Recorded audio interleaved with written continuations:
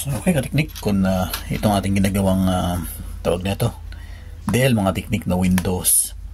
Yan. Ang kanyang model is pangalan ito, Dell Venue 11 Pro 7140, a portable computer. So, computer siya, mga teknik. Yan, may lumabas, no bootable device found. Saan yung kanyang home key? Ayun.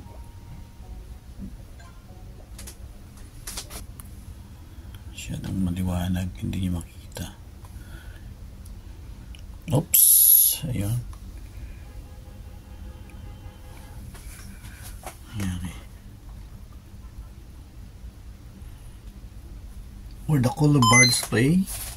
Yes. Hard drive, no hard drive signal or no disk control or supported. Wala siyang hard drive, mga teknik. Yan, makikita niyo yung kanyang diagnostic tools. Yung kanyang hard drive is wala siyang operating system, baga corrupted yung, or pwedeng na nagka-problema yung kanyang hard drive.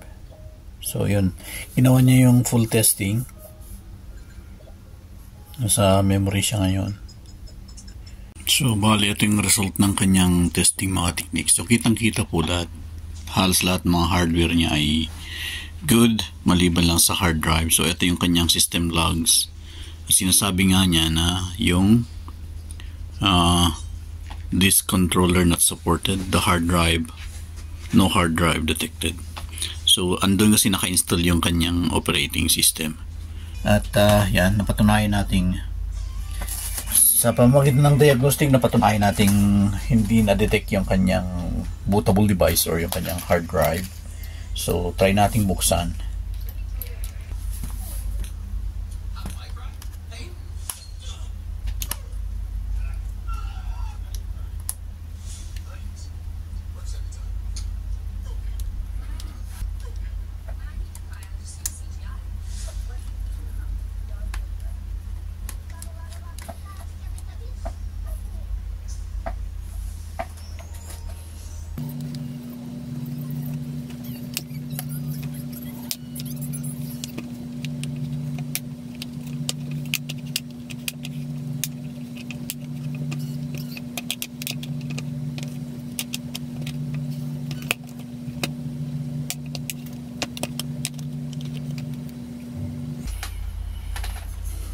Mga teknik,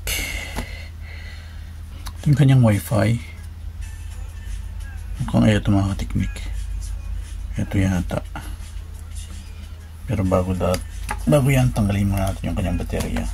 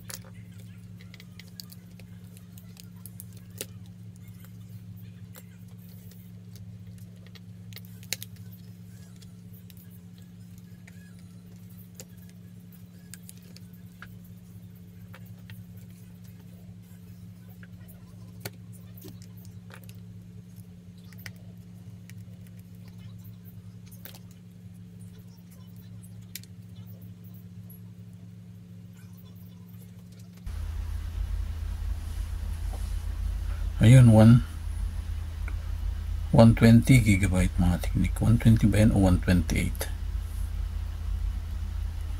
128 gigabyte ang kanyang capacity.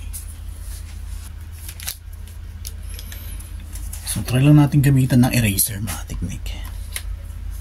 Sana makuha sa eraser. Yan, lilinisin natin yung kanyang mga terminals.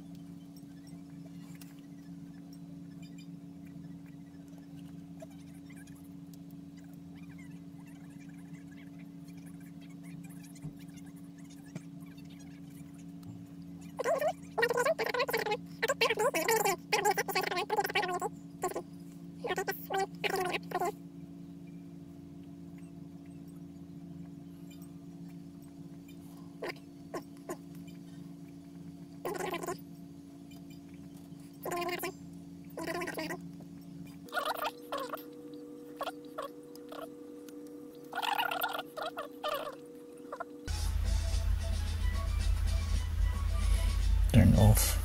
So, ayan. May problema pa rin. Kailangan talaga nating papalitan yung kanyang hard drive o yung SSD card.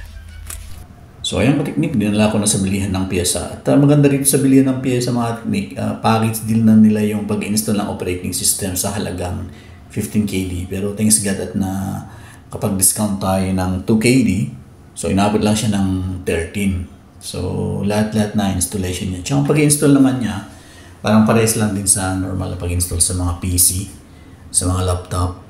At ang operating system niya is Windows 10. Ang bentahe ng Windows 10 is pagka sa pag-install ng mga driver, once na na-connect na sa internet, automatic nang nagda-download tsaka nag-install. Unlike pag yung sa iba, Windows 7, kailangan manual download pa, then i-install separately. Pero ito, saglit na lang. Kaya yung buong proseso inabot lang ng mga 20 to 30 minutes.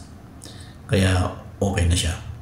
So ito na siya mga teknik at yan, thanks God at gumagana na siya. Yan, pwede na tayong mag-browse sa YouTube halimbawa. Ayan, YouTube. Okay. So bago natin ibalik, siguraduhin natin gumagana lahat. So meron namang kuan daw mga teknik, 3 months na warranty nung SD card. Yan. So okay na po siya. This is the first of 100 wells we're gonna build in this video. Okay, so yan, so mayroon siyang 3 months na warranty dun sa kanyang card, yung kinabit SD card. So yan, hanggang dito lang tayo. At yan, more power sa inyong lahat. Maraming salamat ulit sa inyong suporta. God bless.